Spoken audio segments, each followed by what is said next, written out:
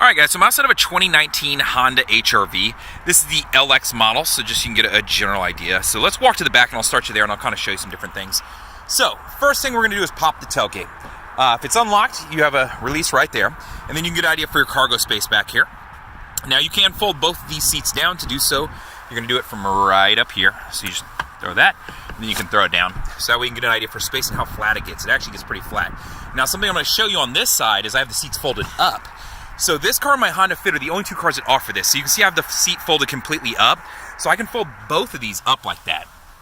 And when I do so, I've got a lot of space to work with.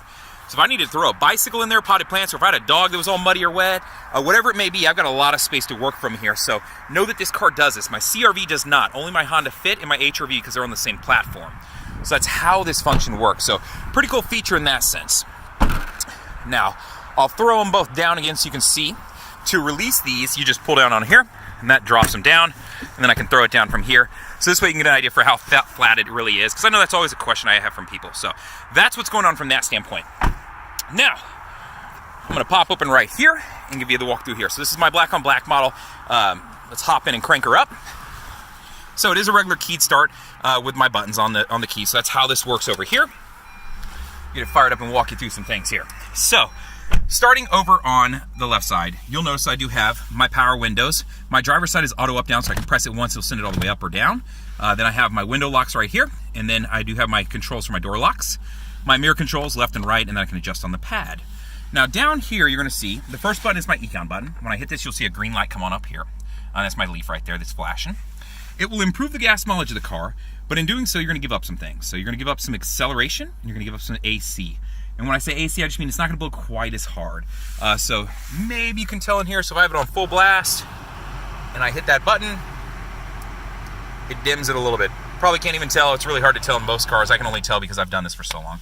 Now down below that, you're going to see Vehicle Stability Assist. This is always on.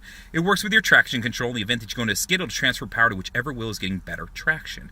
Now, if I turn it off, you'll see that light come on right up there. I'm going to turn it back on. And then next to that is my tire pressure monitoring system light. So if I need to reset it, this is what this button is right here. Now moving on to the steering wheel. Plus and minus is going to be my volume control. Left and right will jump between like favorite stations, that sort of thing. And then source will jump between FM, AM, whatever audio I have running, which my audio is turned off, and how to turn it on. Power on right there. Turn the volume down though.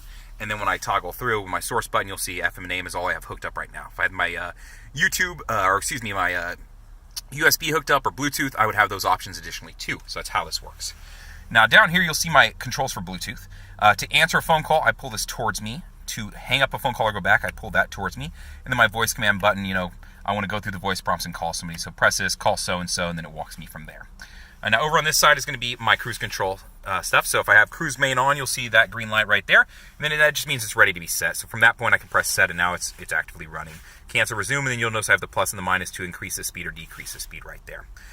Over on this side, you'll see my light controls right there. So to turn them on, light matches up. You can tell right there. And then on the other side is going to be my controls for my windshield wipers. So pull it down for the front, and then the back is controlled from here. So that's how that works. Up here you can see I do have my tachometer over here, and then I have my speedometer in the center. And then over here I do have my average miles per gallon that I'm getting, so it'll be instantaneous as you drive. That'll bounce around. I do have how many miles on this car right here, the outside temperature, and then you can see my fuel gauge is completely full. So full. So that's what's going on from that standpoint. Backup camera is on this car. When I throw it in reverse, it'll automatically pull it up.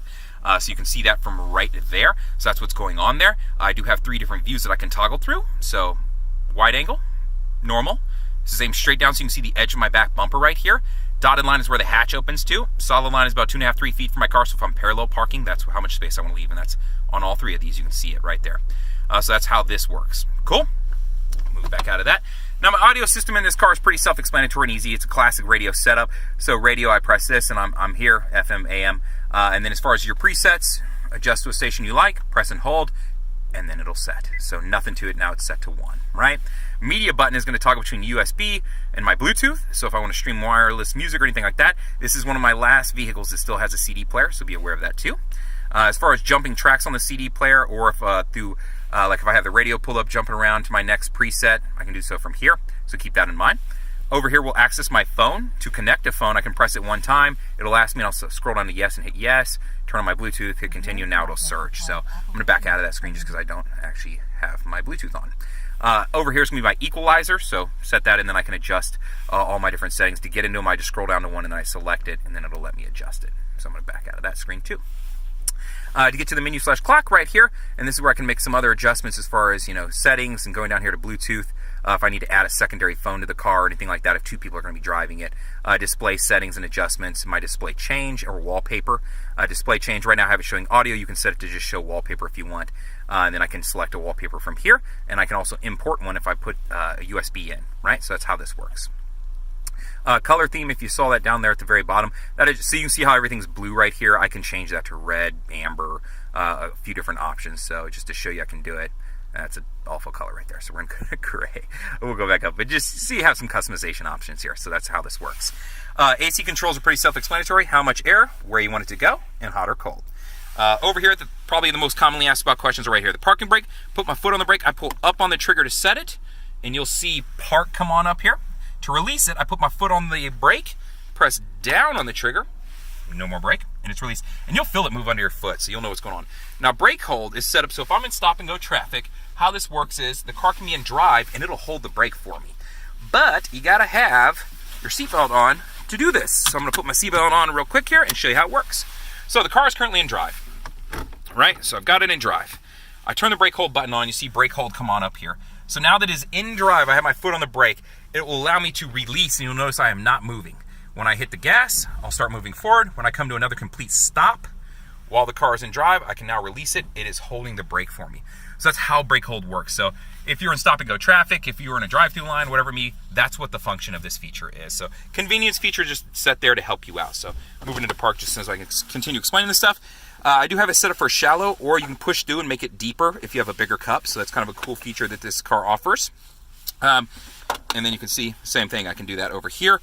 And I have a couple buttons here where I can make them shallower or deeper. So that's how this works. Air vents, I've got a whole row of them here for my passenger side. I've got one here and I've got one over here. This car does not have a moonroof. You have to go up models to get that.